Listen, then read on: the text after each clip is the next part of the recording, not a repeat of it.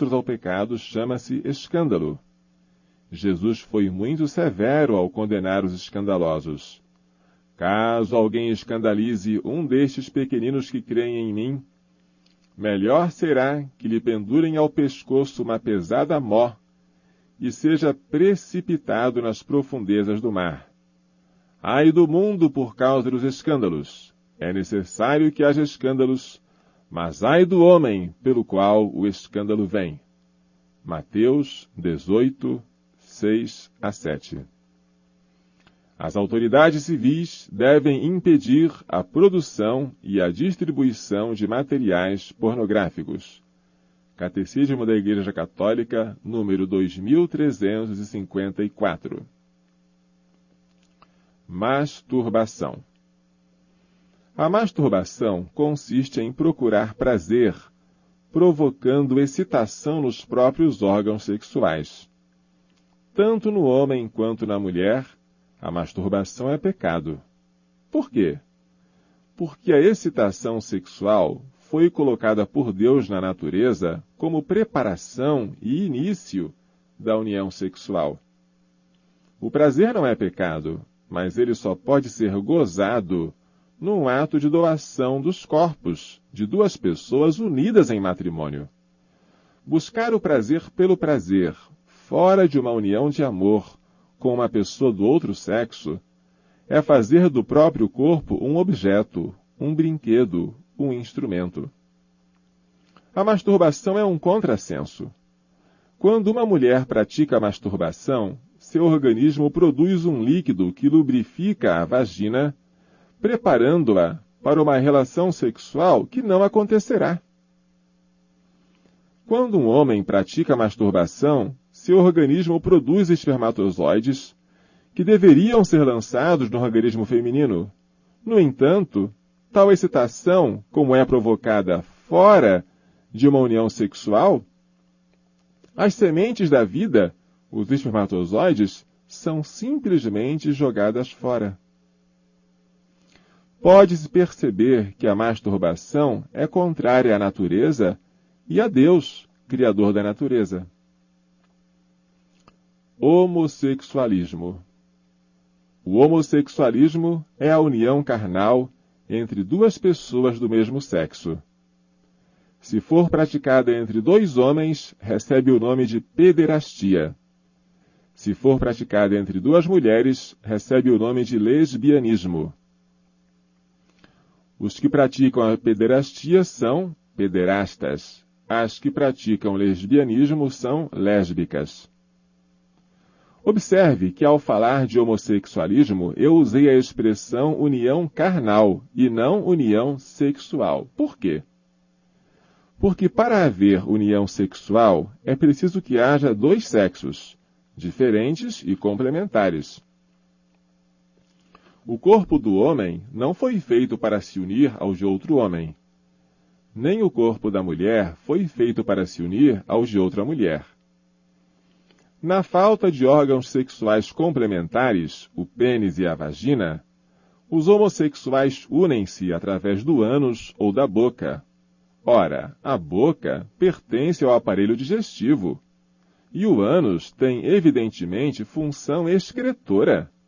Logo, a conjunção carnal de duas pessoas do mesmo sexo é uma grosseiríssima caricatura da união sexual, tal como foi querida por Deus e inscrita na natureza. Não se trata de uma verdadeira união sexual. Falta a abertura para a geração de uma nova vida e a complementação mútua homem e mulher.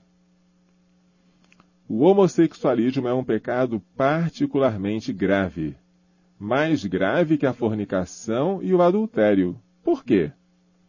Porque tanto a fornicação quanto o adultério não ferem a natureza. Em tais pecados, o ato sexual é praticado naturalmente. Por que então são pecados? Não por causa do ato em si, mas por causa das circunstâncias em que ele é praticado. Dois namorados que praticam a fornicação cometem pecado. Por quê? Porque tal ato, que em si é natural, é praticado na hora errada, antes do matrimônio. É a circunstância de tempo, quando, que faz da fornicação um pecado. Um homem casado que pratica adultério comete pecado. Por quê? Porque tal ato, que em si é natural, é praticado com a pessoa errada, uma mulher que não é sua esposa. É a circunstância de companhia, com quem, que faz do adultério um pecado. Já no caso do homossexualismo, não é uma circunstância externa que torna o ato pecaminoso. O próprio ato de homossexualismo é em si mesmo contrário à natureza.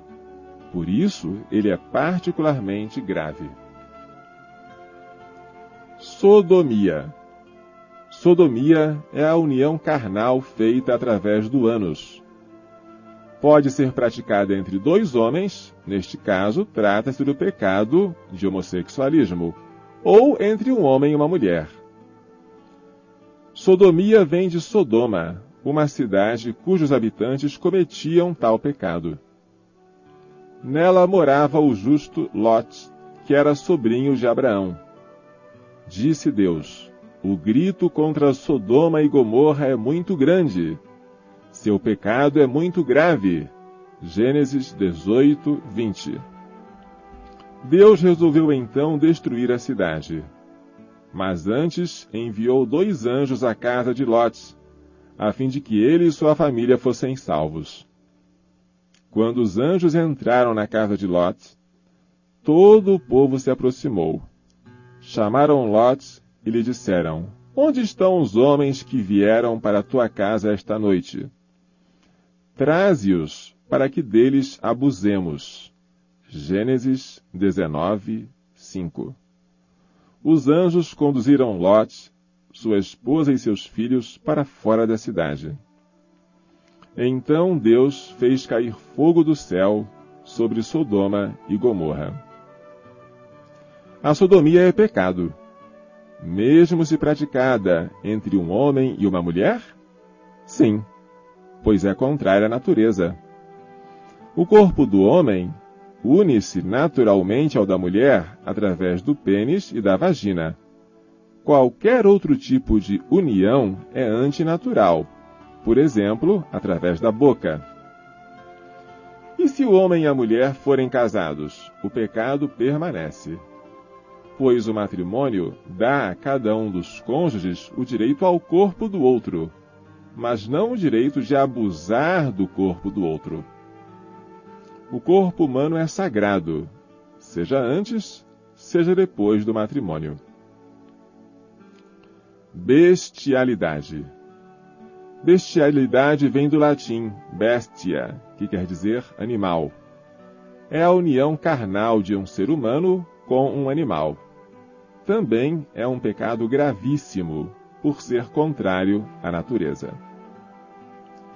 Agora que já falamos sobre a castidade, sobre a luxúria, que é o pecado contra a castidade, sobre as diversas espécies de luxúria, vamos falar sobre algo que interessa muito aos jovens, o namoro. Você já sabe que a vida é sagrada. E como toda vida é gerada em uma união sexual, aprendeu que a união sexual também é sagrada. Ora, a união sexual só pode acontecer dentro de uma família. Por isso, a família também é sagrada. Ela é o santuário da vida, no dizer do Papa João Paulo II. Mas a família tem origem no matrimônio, que é um contrato em que o homem e a mulher doam mutuamente seus corpos para sua complementação mútua e a transmissão da vida. Por isso, o matrimônio também é sagrado. Mas o matrimônio exige uma preparação, pois antes de poder doar os corpos, é preciso aprender a doar as almas. Tal preparação para o matrimônio chama-se namoro. Em resumo, a vida é sagrada, logo a união sexual é sagrada, logo a família é sagrada, logo o matrimônio é sagrado, logo o namoro é sagrado. O respeito pela vida começa pelo respeito ao namoro. Se você, jovem, considera a vida sagrada, demonstre isso namorando de forma sagrada. Para que existe o namoro? O namoro existe para conhecer não o corpo, mas a alma do outro. O namoro existe para eu doar não meu corpo, mas minha alma ao outro. O conhecimento e a união dos corpos só virão depois do casamento. Alguém poderia fazer uma objeção. Antes de se unirem para sempre um ao outro pelo matrimônio, os namorados não deveriam experimentar o corpo alheio através de uma união sexual? Por que os namorados não podem fazer uma experiência? Para responder a essa pergunta, gostaria de contar uma anedota. Um chinês chamado Shen Lao, chegando ao Brasil, admirou-se com certos palitos que os brasileiros usavam. Eles vinham dentro de uma caixinha com cerca de 40 unidades. As pessoas abriam a caixa, tiravam um palito e o atritavam contra uma lixa lateral. Para sua surpresa, os palitos tornavam-se luminosos e produziam calor. A admiração de Shen Lao foi tanta que ele resolveu enviar uma amostra de tais palitos a seu amigo Lao Shen, que havia ficado na China. Escreveu-lhe uma carta dizendo: Amigo Lao Shen, envio-lhe invenção brasileira chamada palito de fósforo. Abra a caixa, pegue um palito e risque-o contra a lixa que está no lado da caixa. Ele se acenderá, produzindo luz e calor. Saudações, Shen Lao. Tempos depois, Shen Lao recebeu de seu amigo a seguinte resposta: Amigo Shen Lao, sinto muito, invenção brasileira não funciona. Palitos de fósforo não acendem. Saudações, Lao Shen. Lao Shen ficou intrigado com essa carta e escreveu de volta: Amigo Lao Shen, impossível aquilo que você disse. Invenção brasileira funciona. Palitos de fósforo acendem. Experimentei todos eles antes de lhe enviar. Na história acima, Lao Shen não havia conseguido acender os palitos porque eles já haviam sido experimentados por Shen Lao. Há certas coisas na vida que não podemos experimentar antes de usar. Uma delas é o palito de fósforo. Agora pergunto eu, nosso corpo vale ou não vale mais que um palito de fósforo? Os namorados apressados, que fazem experiência do corpo alheio antes do matrimônio, só conseguem estragar o namoro e o matrimônio. Nosso corpo é muito valioso para ser objeto de experiências. O que é pecado durante o namoro? Para os namorados, é pecado a prática da relação sexual. Tal pecado, como já vimos, tem um nome, chama-se fornicação. Mas também são pecados todos os atos que causam o desejo da fornicação.